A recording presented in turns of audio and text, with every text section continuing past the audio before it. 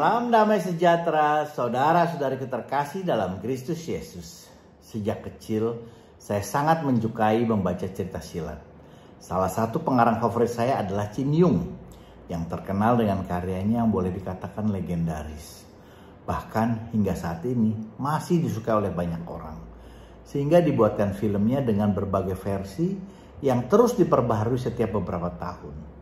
Beberapa judul yang terkenal yang saya sukai adalah Tian Leong Pat Poh, Xiao Teo Eng Hiong, dan juga kelanjutannya Sin To Hiap Lu juga To Leong To.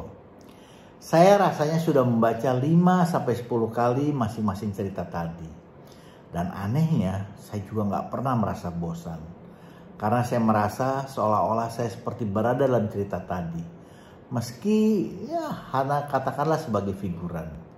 Seperti halnya semua cerita silat, kebanyakan isinya tentang kebaikan dibalas dengan kebaikan dan kejahatan dibalas dengan kejahatan. Juga penuh dengan balas dendam. Tanpa sadar, hidup saya juga jadi terpengaruh oleh hal ini. Saya akan lebih baik kepada orang yang baik kepada saya. Yang kadang ternyata orang itu punya maksud lain, punya agenda lain. Saya juga ingin membalas orang yang telah menjahati saya. Ya, seperti membalas dendam. Matius 18 ayat 21-35 mengatakan, kemudian datanglah Petrus dan berkata kepada Yesus, Tuhan, sampai berapa kali aku harus mengampuni saudaraku jika ia berbuat dosa terhadap aku? Sampai 7 kali? Yesus berkata kepadanya, bukan, aku berkata kepadamu, bukan sampai 7 kali, melainkan sampai 70 kali 7 kali. Sebab hal kerajaan surga seumpama seorang raja yang hendak mengadakan perhitungan dengan hamba-hambanya. Setelah ia mulai mengadakan perhitungan itu, dihadapkanlah kepadanya seorang yang berhutang 10.000 talenta.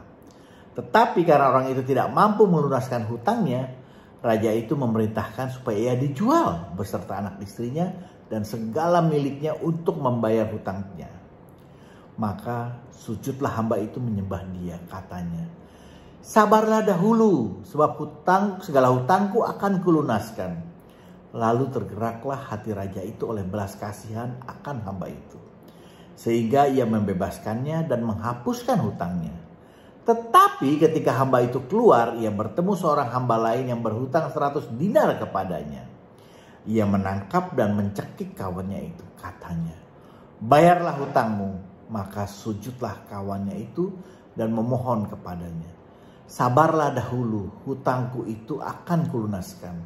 Tapi ia menolak dan menyerahkan kawannya itu ke dalam penjara sampai dilunaskan hutangnya. Melihat itu, kawan-kawannya yang lain sangat sedih, lalu menyampaikan segala yang terjadi kepada tuan mereka. Raja itu menyuruh memanggil orang itu dan berkata kepadanya, hai hamba yang jahat, seluruh hutangmu telah kuhapuskan karena engkau memohonkannya kepadaku.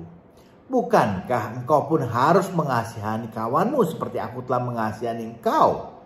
Maka marahlah tuannya itu dan menyerahkannya kepada algojo sampai ia melunaskan seluruh hutangnya. Maka Bapakku yang di surga akan berbuat demikian juga terhadap kamu, apabila kamu masing-masing tidak mengampuni saudaramu dengan segenap hatimu. Bukankah perikop ini sangat mengerikan?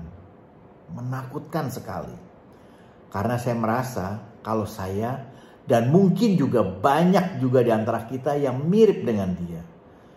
Kalau direnungkan, terus terang saya jadi gemetar.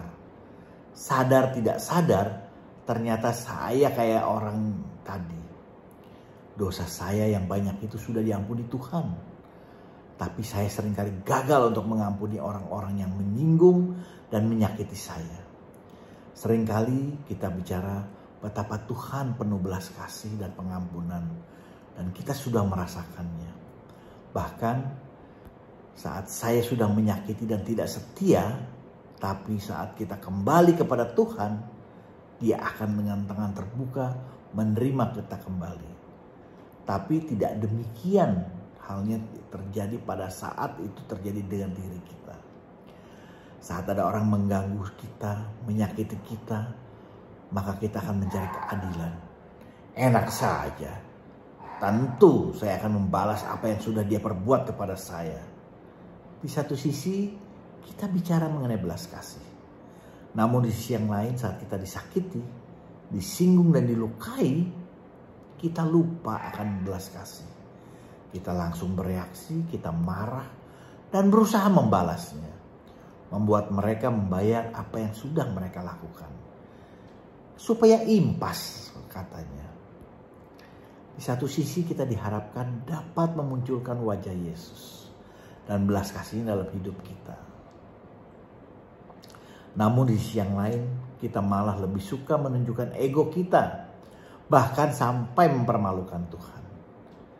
Saat ingat kita memang langsung berubah, namun rasanya lebih sering lupa akan tugas hidup kita, yaitu menampakkan kasih Allah.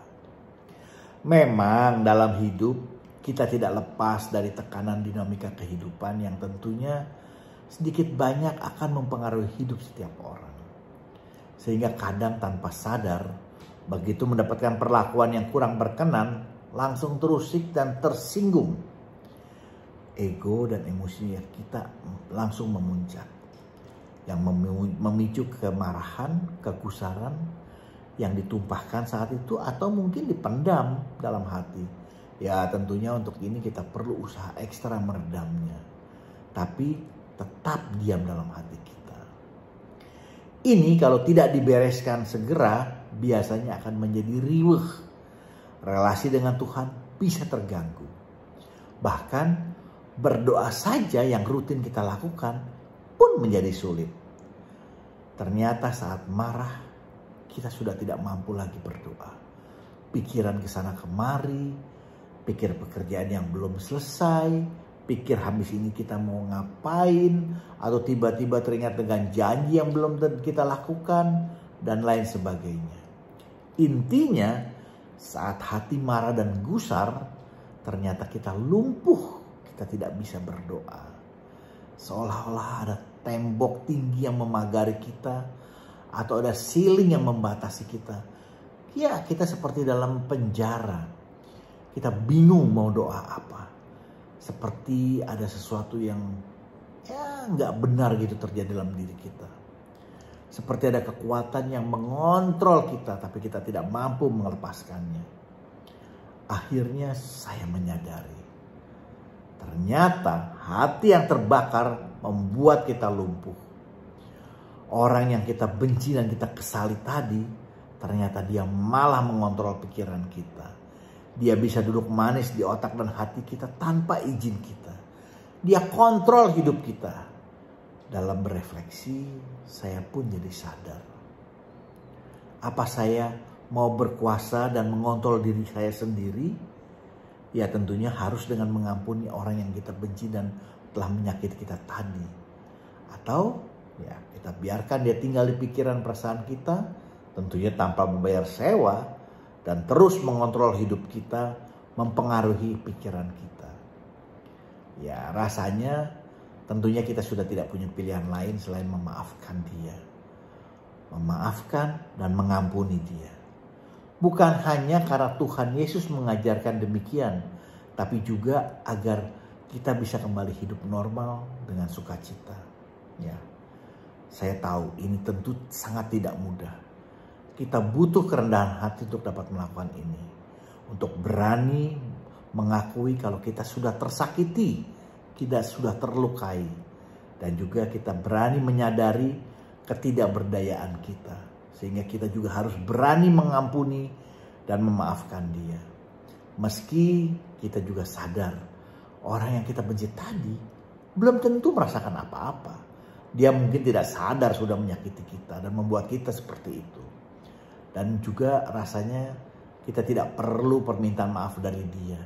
Yang penting kita sudah memaafkan dan mengampuni kesalahannya. Untuk kemudian kita dapat melanjutkan hidup kita. Dan kita lebih bersukacita. Kita punya relasi yang baik juga dengan Tuhan. Sekarang bagaimana dengan kita? Apa kita mau tunduk dan taat pada perintah Tuhan? Agar beroleh rahmat kebebasan untuk menikmati sukacita? Atau kita lebih memilih hidup dengan kedok dan hidup kering? Bila ada masukan, Mohon berikan komentar Anda. Jangan lupa di like dan subscribe. Juga di share agar kita dapat saling memberkati. Amin. Tuhan Yesus memberkati kita semua.